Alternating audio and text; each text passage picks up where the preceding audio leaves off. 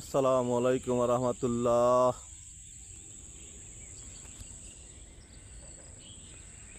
রুগী দেখা, রুগী দেখার কত ফজিলত যদি আমরা জানতাম, সদা সর্বদা রুগী দেখা নিয়ে ব্যস্ত থাকতাম। আজকে রাত্রে আমাদের খানকার মাহফিলে জানতে পারলাম, মুর্শিদ কাবলার মাধ্যমে অনেকগুলো হাদিসে আসছে, কেউ যদি রুগী দেখার উদ্দেশ্যে ঘর থেকে বাইরে হয়, আল্লাহ তাআলার হুকুমে 70,000 ফেরেশতা তার জন্য রহমতের দোয়া কামনা করতে থাকেন, যেই পর্যন্ত না সে ঘরে ফিরে আসে। সুবহান আল্লাহ। তাই আসুন আমরা রুগী দেখতে যাই। রুগী দেখার এত ফজিলত যা বলে শেষ করা যায় না।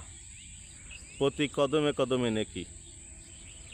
আরেক হাদিসে নাকি আসছে যে এক কদম ফেলা মাত্র 70 থেকে 700 নেকি হয়ে থাকে। রুগী দেখার এত ফজিলত, তাই আসুন আমরা রুগী দেখতে যাই।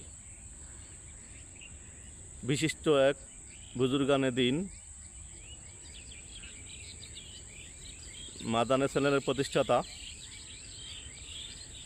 আল্লাহুমা ইলিয়াস কাদরি রহমতুল্লাহ আলাইহি, ওনার বিবাহর দিনেও উনি রুগী দেখতে গিয়েছেন। সুবহান আল্লাহ। আমরা আজকে সুস্থ মানুষ হয়েও রুগীর কাছে যাইতে চাই না। রুগী দেখার অত ফজিলত যদি জানতাম, আমরা প্রতিদিন রুগী দেখতে যাইতাম। তাই আসুন আমরা দিনই বাইকে অথবা যেই কোনো রুগীকে আমরা দেখতে যাই। অদমকে ভালো লাগলে সাবস্ক্রাইব, শেয়ার ও লাইক করুন। আসসালামু আলাইকুম রহমতুল্লাহ।